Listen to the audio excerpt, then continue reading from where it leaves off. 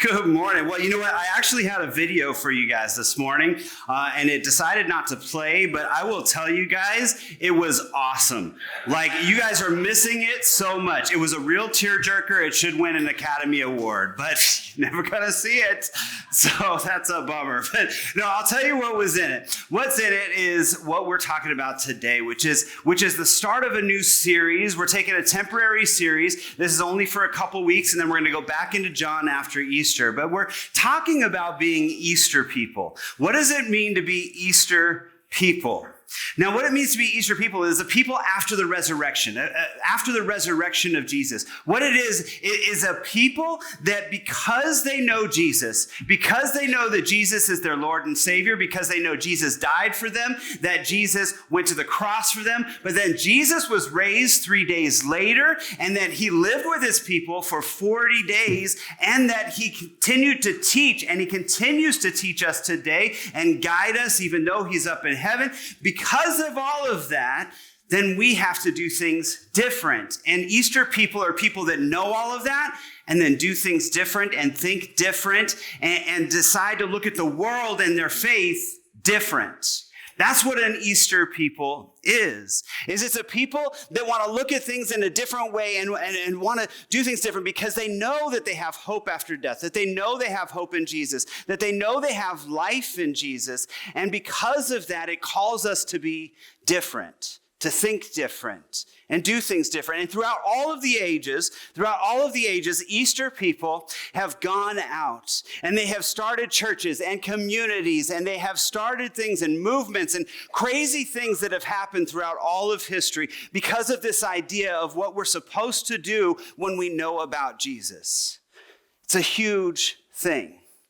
Now, this last weekend, last Sunday, I talked to you guys about where we as a church, not just our church, but the church in Washington and the United States and Seattle and all of those places where we stand right now. If you guys were here last Sunday, you heard me talk about that, where Seattle is now the number one most unchurched city in the United States. Kitsap County is actually 2. It's underneath Seattle on a per capita basis. Washington is number 5, most unchurched, most non-religious state in all of the nation. So I spent a lot of this last week talking to pastors from Seattle. I went to Seattle. I got to talk with different pastors, have different lunches, go ahead and have calls. I became the weird guy saying, hey, can I take you out for coffee, pastor? And they're like, do you go to my church? No, but I go to another church and I want to take you out and learn about why you're failing. Like that was like the conversation. But I wanted to find out what's really going on. What's really happening out there. And the more that I talked to the pastors out there, the more that some different things became very clear. Number one thing that became really clear is pastors over there, as well as over here, are really, really getting tired. That they're exhausted and they're quitting en masse. Of the many pastors that I talked to, there was 3 of them that had plans to already quit their church. They were leaving. They were going to go somewhere else. One of them's like, man, it's easier to do ministry in Texas. I'm going there. But the other big thing that I noticed and that I figured out when I was talking to them is I started to have this idea, okay, well, what is the reason why the churches are failing? Like, what is the reason? What is happening? Like, I'm trying to get to that, and I got like 1,000 excuses. There was a ton of people that have different opinions and different ideas, and they have thousands and thousands of reasons, and some of them are good, and some of the reasons are very, very good, but in the end, I started to discover that they all weren't very true. That in the end, it wasn't that was the only issues, that was the only reason. And it started to make me think, well, what if the problem of the church isn't just what we talked about last week, which that is a big problem. Last week we talked about personal accountability, that you have to read the Bible. You have to know Jesus. You have to have faith to be able to do that. That's a huge thing. But what if it just isn't that? What if it's also a problem with the church? And I started to ask the churches what their churches were doing and what they were like. And one of the things that I found out was that pretty much all of the churches were almost exactly the same. And they were all suffering the same problems. So what's the difference? Well, I started to think through this and pray through this, and I came to a conclusion that might be a little surprising to you. I came to a conclusion that the problem might be community. and the lack thereof. You see, because we've started to become a Sunday people instead of a community people. We've started to become a people, just as just churches around the nation, around Kitsap and around Washington here. We've become more of a Sunday people. We go to church on Sunday. We have faith on Sunday. But throughout the week, our community isn't developed within the people of the church and outside the church and around the church. But our community is developed with friend groups and different things. And that's okay to have different friend groups and different communities, absolutely. But if more and more people go to the church only on Sundays, but they aren't influenced by their community at church on Sundays throughout the rest of the week. If they're influenced by the rest of the world, then who's winning? It's the rest of the world.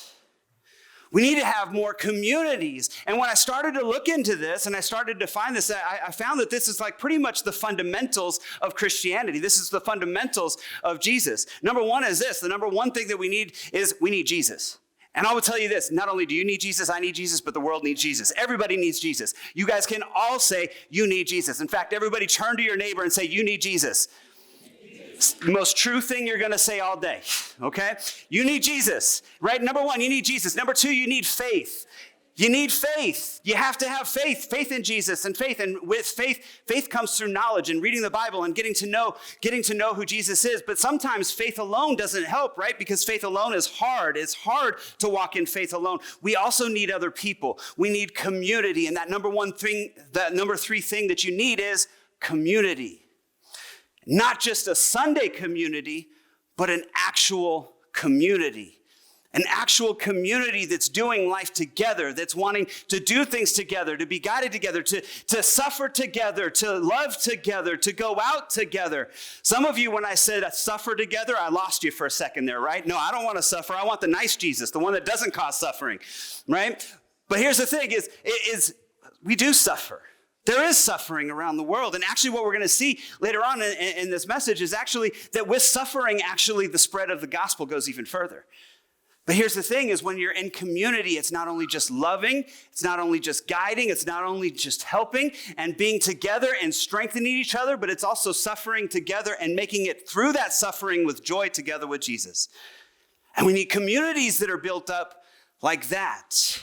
And the more I talk to the people in Seattle, the more I talk to people all around, the more I found out that we're not doing community in that way. We're more just focused on that Sunday experience. The week becomes just about Sunday, instead of what happens after Sunday.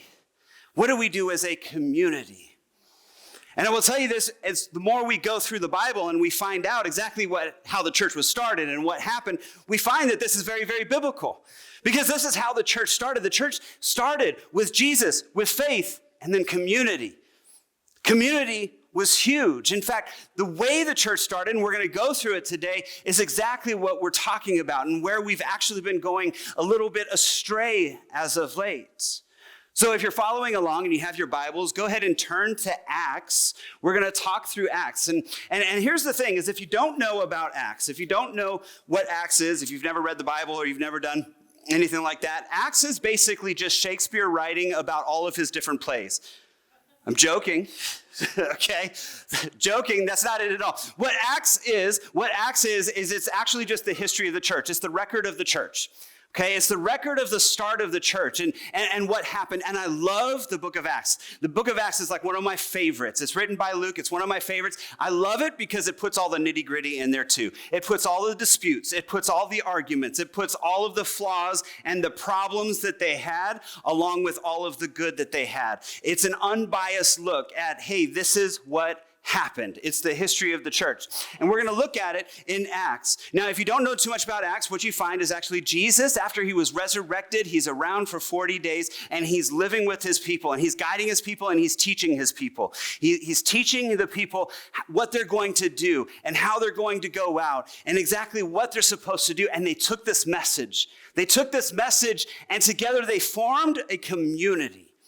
A huge community together. And we see that actually in a couple different verses and in a couple different chapters, but we see that especially here in Acts 4. It's 4:32 through 35. It says, all the believers were in one heart and one mind.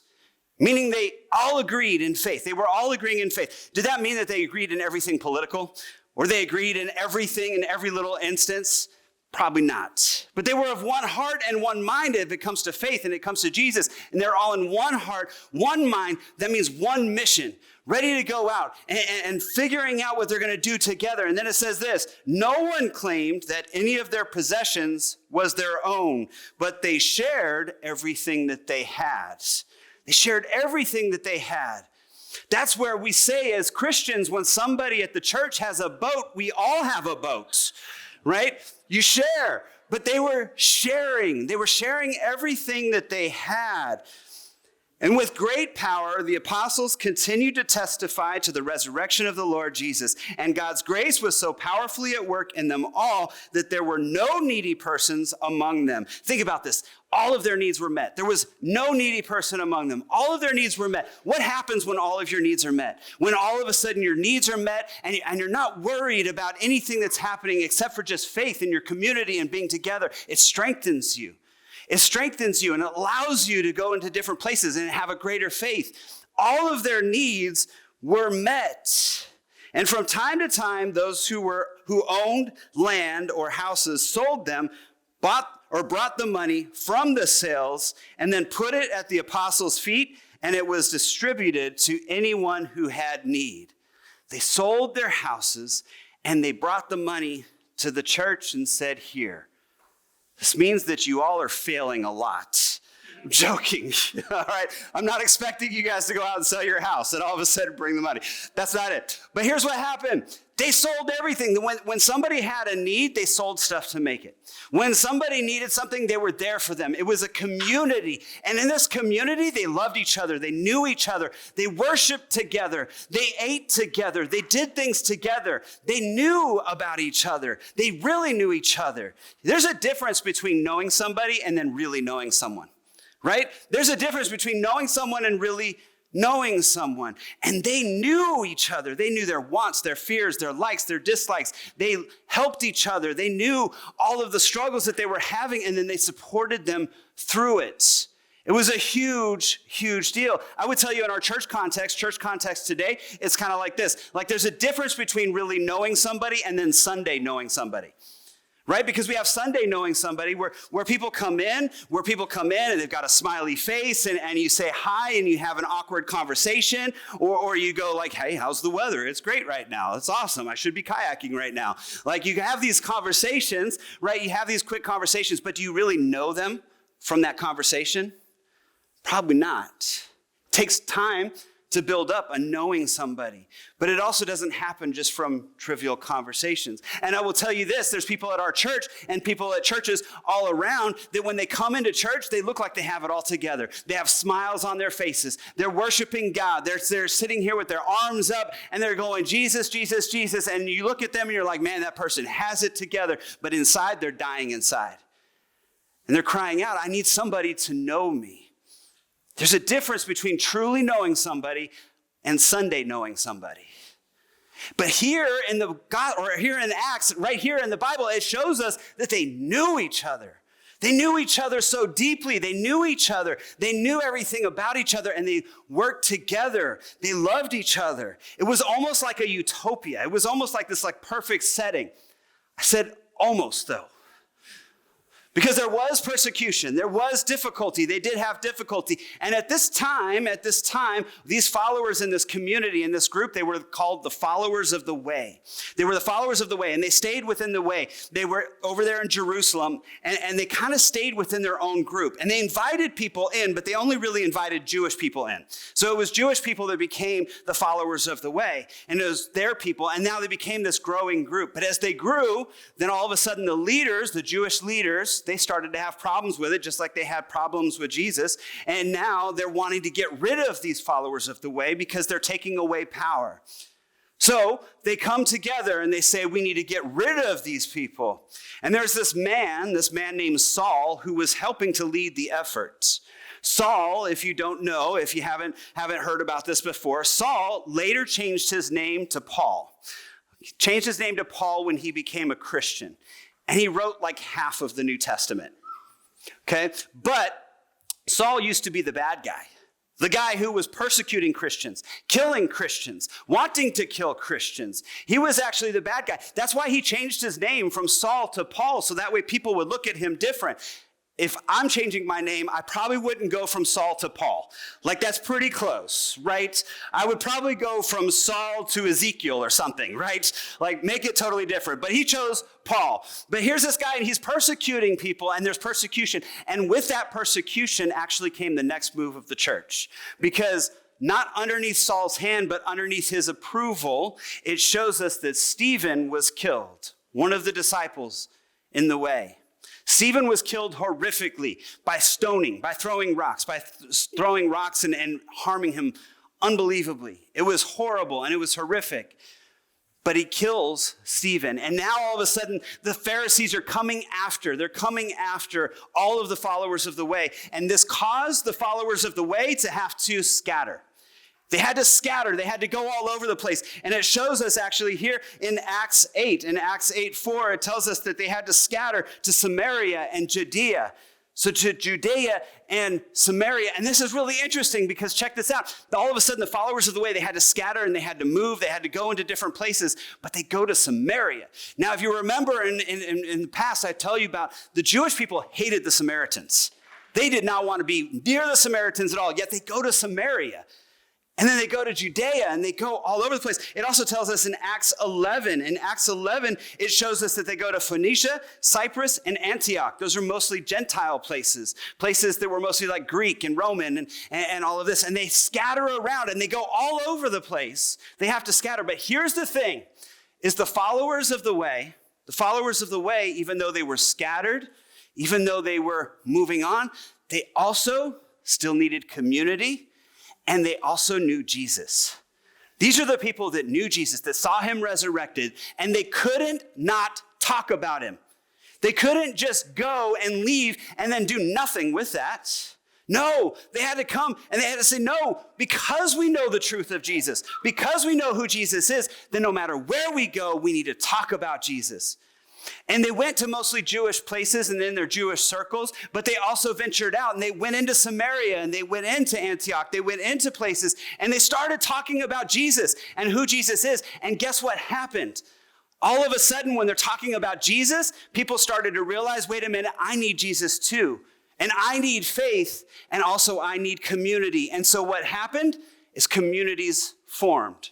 Everywhere that they went, communities, just like what we see in Acts, started to happen, where believers come together and they started to know each other. I mean, really know each other and help each other and serve each other. And they went out and they loved each other. They loved the community. There was a big problem, though, that happened. The big problem was this, that all of a sudden you had all of these new churches and new communities, but they're all kind of separate, right? They're all kind of separate in different locales and in different places. Some of them used to be mostly Jewish people, and those Jewish people, they have rules. Some of them also used to be Samaritans, and Samaritans, they have some kind of different rules and ideas too. Then you had Gentiles, which used to be Greek and Roman and so forth, and they have some different rules. And they're all bringing their cultures in together. So they couldn't all just be followers of the way because everybody disagreed on what should be the way. Should it be first Jewish? Should it be then this? What is the exact way? And so now what you had was a bunch of little communities and communities that were doing community and life and Jesus together, but they also weren't connected to the greater body. They were disconnecting because they had differences in rules. But then we see where the solution comes. It's in Acts 11. It's in Acts 11:26. So for the whole year, Barnabas and Saul, they were some of the apostles, and they go out and they met with the church and taught in great numbers of people. And the disciples were called Christians first at Antioch. Antioch, a mostly Gentile place. Here is a place where all of a sudden there's the first name that's given that would unite people, Christians. It's the first time that Christian is used. And it was probably actually used as a joke. It was probably actually used as a jeer because there's records that show us that it was probably used as like a mocking term. So it was like, oh, those crazy Christians, look at those cute little Christians. They're trying to be like Jesus. Look at those little Christs trying to be like him. But here's the thing is the believers there started going, well, actually, yeah, that's exactly what we're trying to do. We are trying to be like Jesus. And we are trying to start communities just like Jesus wanted us to do and how Jesus showed us to do. And we are actually believing that Jesus is our king. So yeah, that's exactly what we're trying to do, is we are trying to be like little Christs, Jesus. And that's what the word Christian means, little Christs. It's little Christs. And that's what it means. But all of a sudden, now you have this name that unifies everyone. Because now it wasn't just the followers of the way. It wasn't just the Jewish people, the Greeks, the Gentiles, the slave, the free. Now it was all people can be underneath that same name of Christian.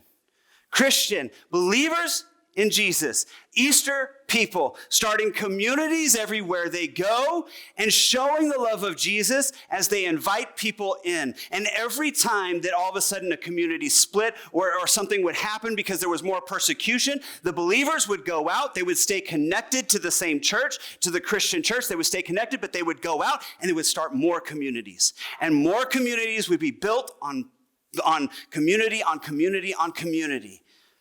And they started them in ways of saying, hey, we're going to be Easter people. People that do life together, that want to know each other, love each other, be a part of something bigger together. Because with Jesus, we are a part of something bigger. We are Christians, little Christs. Today I would tell you that we have a little bit confusion. We have a little bit of confusion within some of the churches because we've actually started to do some of those communities. And a lot of people would say, well, that's what churches are, aren't they? Little communities and connected and so forth. But we don't really do community in the same way that the people in Acts did community, do we? Here in America, we have this idea. You come to church on Sunday. So come to church on Sunday. You're good pretty much through the rest of the week. Maybe you go to a men's group, a Bible group, or something like that. But you don't really need to know the people that you go to church with. But if you don't know them, how can you help them? How can you know their heart? How can you know their struggles? If you don't know people, then how can you actually be with them? And one of the number one reasons that we always hear from people leaving churches is it doesn't feel like a community. And that's in every church that I go to and every church I've been at. People say, oh, it doesn't feel like a community. What they're talking about is it doesn't feel like what it feels like in Acts. And that's probably true of the American church. It's probably true because we see that actually in other countries, especially in other countries, we see communities that are developing like this and they love each other, they're with each other, and they do things a lot like Acts, and man, it spreads like crazy. In China, billions of people coming to know Jesus. Why? Because it's an underground church and they're caring for people like this. In the Middle East, people are caring for each other like this, and there's just rapid growth where all of a sudden people are coming to know Jesus all over. It's amazing. But we've started to get a little confused on it. And I'll tell you what it looks like here in America with my Jenga blocks. I practiced this morning. It did not go well. So we'll see how this goes. But the first block set starts. This is the core. This is Jesus. I mean, this is the foundation right here. This is Jesus. This is Jesus. Jesus is the foundation for everything. He's the foundation for all, and he is that foundation. Now, Jesus tells us in the Bible that on you, Peter, my rock, I will build my church. But he says, I will build my church. Well, this is Jesus' church, and he is that foundation. But that church becomes the rock on top of that foundation. And so that church gets placed right here. And as the church grew and as it continued to gain followers, it continued to grow, and it became more steady. We started to see the growth happen until all of a sudden everybody was saying, I want to be a part of this community. And what happens is there was persecution. There's persecution and there's difficulty. And with persecution and difficulty, people started to spread out. But they weren't totally disconnected. They didn't go away. What they did was they started new communities. They started to grow the community above them. They started to continue, and they're still connected in this space. They're still connected in here. And here's what also happens when you go into this. All of a sudden now we've got gaps. There's gaps in the church because people had to leave and they had to go, but the church still needs to be solid, right? Well, but the more people that went out and started to spread Christianity and see different people, they were building up disciples. And those disciples came in and they started to fill the gaps. So now the gaps become filled. and we're solid at the core again. But in our modern day and in our culture, we have kind of the same idea where we have this foundation and we have sort of a core, but people start to leave that core. And they start to move away. And a lot of them came back and they started new things. They started new projects. They started things and they still stayed into it. But as we continued to go, people started to just leave the church and then they took off. What happens when people leave the church? Well, holes. The holes start to happen. And because we have people that are going out and they're trying to fill those holes and they become missionaries and they go out and they're trying to fill the holes, they're stacking on top here and they're building up on top of this core. But the problem is the holes are happening faster and faster and there's not enough people that are coming out and actually building new things here. And as our culture continued to go and continued to climb and continued to go in this direction, more and more people were leaving the church. And as more and more people leave the church, more and more holes happen. And the more and more holes that happen, the less people that we're actually seeing do community.